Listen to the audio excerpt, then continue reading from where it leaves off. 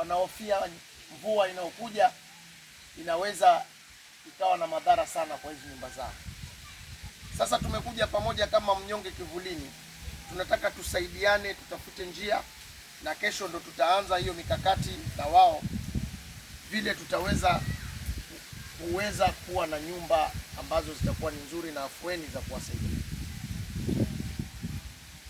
Sisi ni Wakristo na Biblia linasema mpende jirani yako kama ujipendavyo mwenyewe.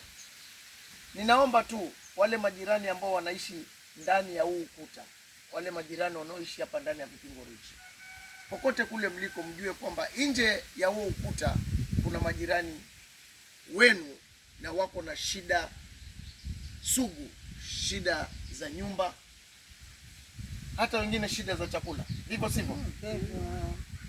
Tunaomba mguswe na Roho, mjue kwamba kuna wenzenu, sababu Biblia inasema mpende jirani yako kama ujipendavyo wewe mwenyewe. Muwashike mkono hawa, muwawezeshe kuwa na nyumba afueni, na tutashukuru sana. Asanteni.